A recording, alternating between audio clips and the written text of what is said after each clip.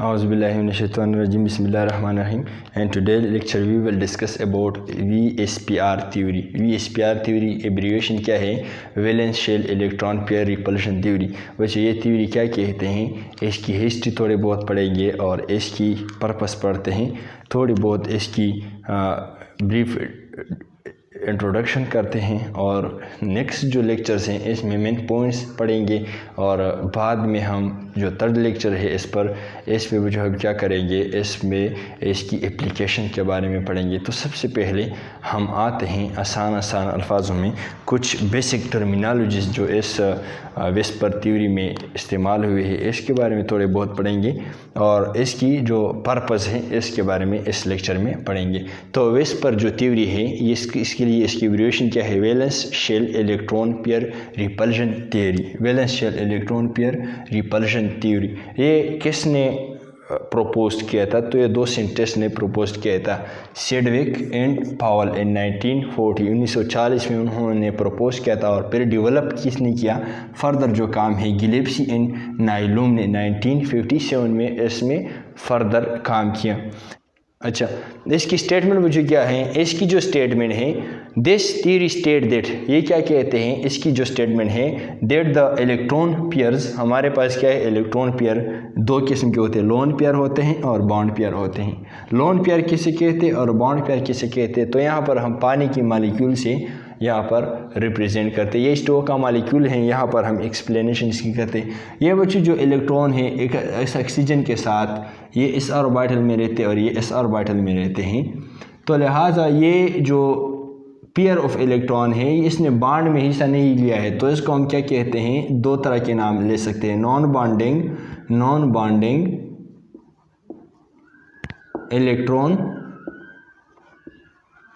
Pair, और इसको हम क्या कह सकते हैं? लोन पेयर, क्योंकि इस इलेक्ट्रॉन की जोड़ी ने बॉन्ड में हिस्सा नहीं लिया है, इस जोड़े ने और इस जोड़े ने, इसको लोन पेयर या नॉन बॉन्डिंग इलेक्ट्रॉन पेयर कहते हैं। और ये जो हमारे पास ये वाला है और ये वाला है इसको हम क्या कहते हैं? Bonding electron pair, bonding electron pair, इसको हम क्या कहते हैं? बॉन्डिंग इलेक्ट्रॉन पेयर, क्योंकि इस इलेक्ट्रॉन की वजह से ऑक्सीजन और हाइड्रोजन में बॉन्ड बना हुआ है, तो इसलिए इसको हम क्या कहते हैं? इलेक्ट्रॉन का जोड़ा कहते हैं। लेकिन कैसे जोड़ा? बॉन्डेड, दो न्यूक्लियस के दरमियान बॉन्डेड हुआ है और ये एक ही न्यूक्लियस का हिस्सा है, मतलब ऑक्सीजन के साथ ये पेयर मौजूद है, तो उसको हम क्या कहते हैं? लोन पेयर कहते हैं। तो ये थ्योरी ये कहते हैं कि जो हमारे पास क्या है? लोन पेयर है और बॉन्ड पेयर है, किसी भी मॉलिक्यूल का स्ट्रक्चर इस पे डिपेंड करता है।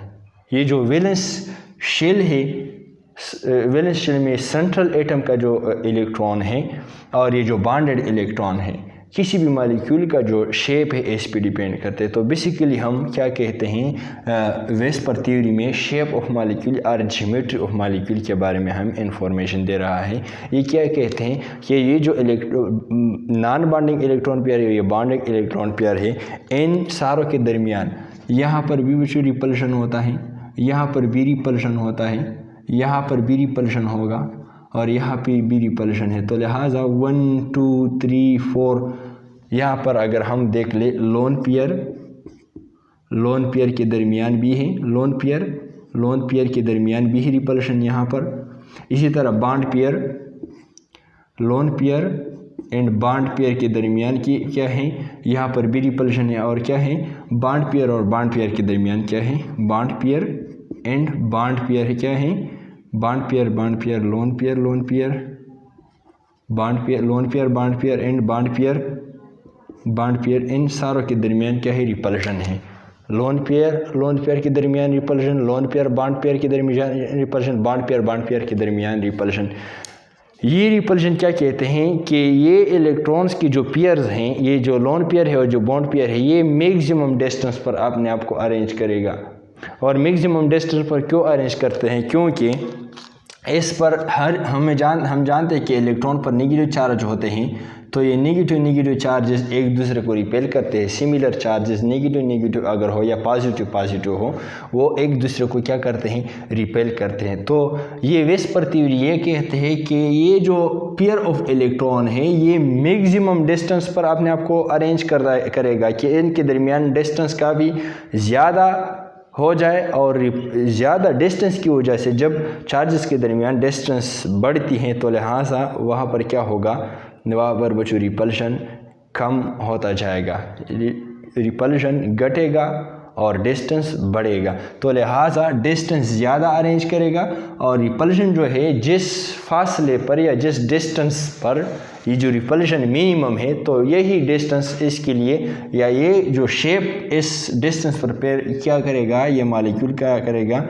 ना, अरेंज करेगा। तो ये इसके लिए क्या होगा, स्टेबल शेप होगा। अगर हम वाटर की मॉलिक्यूल की बात कर ले according to the VSEPR theory की, वेस्पर थ्योरी ये क्या कहते हैं, वाटर के अगर मॉलिक्यूल की हम स्ट्रक्चर देख ले तो लिहाजा ये जो वाटर मॉलिक्यूल है ये एक ऑक्सीजन है और ये हाइड्रोजन है, ये हाइड्रोजन है, तो लिहाजा और इसके साथ 2 लोन पेयर्स हैं, तो इसकी स्ट्रक्चर इस तरह भी पॉसिबल है। लेकिन ये जो बॉन्ड पेयर है ये इसके बॉन्ड पेयर हो सकते हैं, लेकिन ये जो स्ट्रक्चर है इसके लिए करेक्ट नहीं है। According to the VSEPR theory ये जो मैक्सिमम डिस्टेंस पर ख़ुद को ये लोन पेयर्स और बॉन्ड पेयर अरेंज करेगा और मिनिमम रिपल्शन पर, तो लिहाजा यहाँ पर तो डिस्टेंस के दरमियान काफ़ी कम है तो रिपल्शन ज़्यादा होगा, और यहाँ पर जो डिस्टेंस क्या है काफ़ी ज़्यादा मैक्सिमम है तो यहाँ पर बिल्कुल रिपल्शन नहीं होगा। तो इस तरह पॉसिबल नहीं है। ये जो स्ट्रक्चर है पानी का, ये ऑक्सीजन हो गया और ये हाइड्रोजन हो गया, ये दूसरा हाइड्रोजन हो गया, ये जो बॉन्ड पेयर है और ये जो लोन पेयर है, ये जो लोन पेयर हैं, एक ऑर्बिटल में दूसरे ऑर्बिटल में लोन पेयर हैं। तो लोन पेयर जो है बच्चों ये सिर्फ क्या है, according to the VBT VSEPR theory ये क्या है, ये एक ही ऑक्सीजन के न्यूक्लियस के ग्रिफ्ट में है। ये वाला जो है सिर्फ ऑक्सीजन की न्यूक्लियस की प्रॉपर्टी है, तो लिहाजा ये ज़्यादा स्पेस पकड़ेगा और इसके दरमियान जो रिपल्शन है वेस्पर थ्योरी कहते हैं कि इसके दरमियान काफ़ी ज़्यादा रिपल्शन होगा। तो ये एक दूसरे के साथ काफ़ी बड़े फासले पर, ज़्यादा फासले पर एक दूसरे को अरेंज करेगा। तो इसकी वजह से ये जो हमने सीधा बनाया है यहाँ पर, ये अगर हम बात कर ले यहाँ पर जो सीधा बनाया है, तो ये जो लोन पेयर एक दूसरे को काफ़ी मजबूती से रिपेल करेगा, क्योंकि इन पर नेगेटिव चार्ज हैं, तो नेगेटिव चार्ज की वजह से ये एक दूसरे से रिपेल हो जाएगी। तो ये एक जगह पकड़ेगा और दूसरा ये जगह पकड़ेगा। इसकी वजह से ये जो बॉन्ड है, तो यहाँ पर अगर ये लोन पेयर क्या हो गया, एक यहाँ पर आ गया, दूसरा यहाँ पर जब आ जाए तो ये चूँकि बॉन्ड पेयर के साथ करीब आ गया, तो लिहाजा ये बॉन्ड पेयर को भी पुश करेगा, ये वाला भी बॉन्ड पेयर पुश करेगा। तो लिहाजा ये जो हाइड्रोजन बॉन्ड है ये इस थोड़े बहुत इस तरह टेढ़ा हो जाएगा, और ये जो हाइड्रोजन बॉन्ड है इस तरह टेढ़ा हो जाएगा। तो एज अ रिज़ल्ट जो पानी की जो मॉलिक्यूल है इसका स्ट्रक्चर किस तरह हो जाएगा, एंगुलर वी शेप,